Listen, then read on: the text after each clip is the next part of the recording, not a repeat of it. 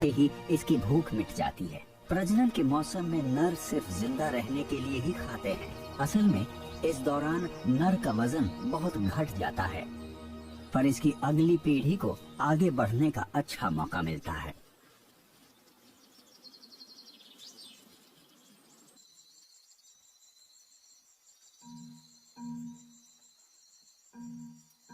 मकड़ियां भी प्रजनन करती हैं जब उनके खून में वो हार्मोन्स बनने लगते हैं जिससे उनकी भूख मर जाती है। क्योंकि अगर उन हार्मोन्स की वजह से इन्हें भूख लगना बंद ना हो तो ये अपने बच्चों को ही खा जाएंगी। अगर हम उन चीजों का अध्ययन कर सके तो शायद हम इंसानों में मोटापा खत्म कर सके। हालांकि इससे ज्यादा अच्छा होगा शारीरिक कसरत करना। हैरानी की बात है कि मकड़ियां हिलती नहीं हैं, बिल्कुल भी नहीं, लगभग अपनी पूरी जिंदगी में कभी नहीं, सिवाय उन 2-3 घंटों के जो उन्हें जाल बुनने में लगते हैं।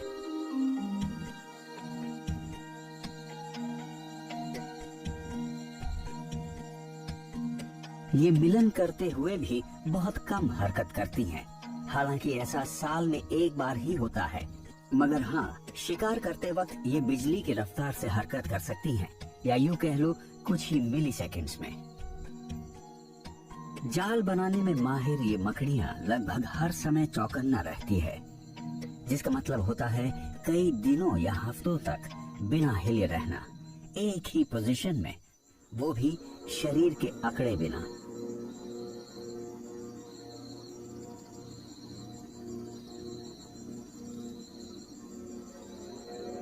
मगर फिर भी ये बिना हरकत किए 1 मिली सेकेंड में हमला कर सकती हैं। ये ऐसा इसलिए कर पाती हैं क्योंकि जानवरों की दुनिया में इनकी मांसपेशियों की बनावट बहुत अनोखी होती है। इनकी बेहद पतली टांगों में सिर्फ इतनी जगह होती है जिसमें फ्लेक्सर मांसपेशियां समा सके, जो जोड़ों को मोड़ती हैं। मकड़ियां उनमें खून भरकर उन्हें लंबा कर लेती हैं, किसी हाइड्रोलिक सिस्टम की तरह। मांसपेशियों के इस हाइड्रोलिक सिस्टम की वजह से वो बहुत तेजी से हमला कर पाती हैं।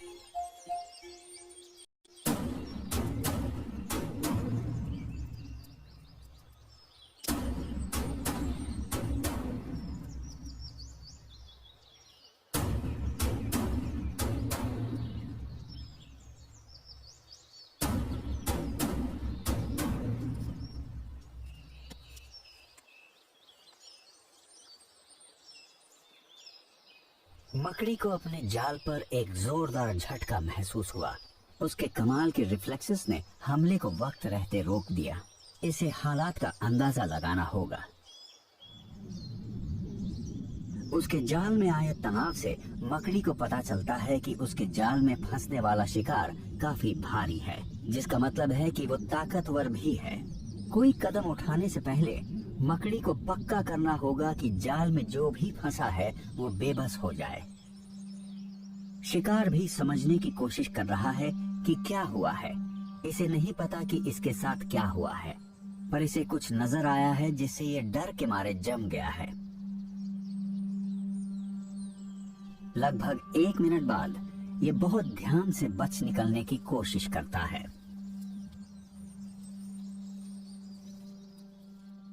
मकड़ी को इसके भागने की कोशिश का पता चल जाता है और वो हमला कर देती है।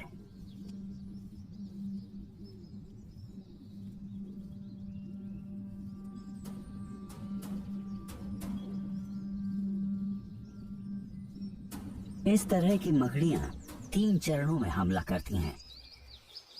सबसे पहले ये पक्का करती हैं कि ये अपने से ज्यादा ताकतवर शिकार से नहीं उलझेंगी, और इसका पता लगाने के बाद ये शिकार को लपेटना शुरू करती हैं, पर हमेशा सुरक्षित दूरी बनाए रखती हैं ताकि कोई अनहोनी ना हो। ये बहुत बड़ी मात्रा में तरल रेशम बनाती हैं जो हवा के संपर्क में आते ही ठोस हो जाता है। इसे पक्का करना होता है कि इसका शिकार आजाद ना हो जाए, और सबसे ज्यादा जरूरी, बेबस होने के बाद वो अपना बचाव ना कर सके।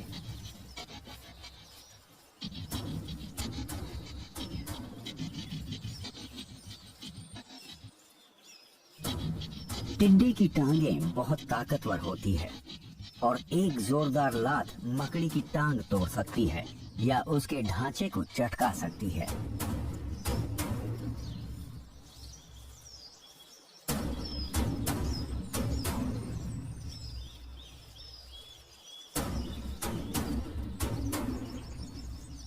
अपने शिकार को लपेटने के बाद मकड़ी तीसरे चरण का काम शुरू करती है।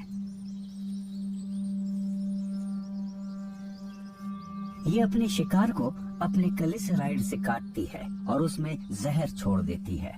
अगर इतना बड़ा शिकार जल्दी मर जाए तो ये मकड़ी के लिए अच्छा होगा, इसलिए नहीं कि अपने शिकार को दर्द नहीं देना चाहती, बल्कि किसी खतरे से बचना मकड़ी के लिए ही फायदेमंद है और इसलिए भी कि उसका खाना जल्दी पचने के लिए तैयार हो जाए।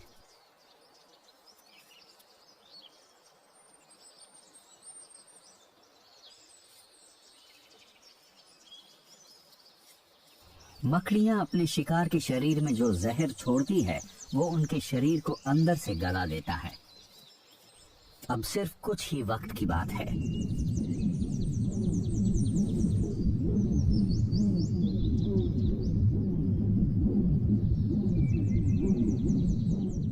मकड़ियों के पास खाना चबाने के लिए दांत नहीं होते, इसलिए वो अपने शिकार को पीती हैं। वो मकड़ियां जो जाल बुनती हैं, इतनी सटीकता के साथ शिकार करती हैं कि उनकी कामयाबी की दर लगभग 100% होती है। जो भी जीव मकड़ी के जाल से टकराता है, चाहे वो कोई कीड़ा हो या कोई और मकड़ी या कोई छोटा मेंढक हो या कोई हमिंग बर्ड,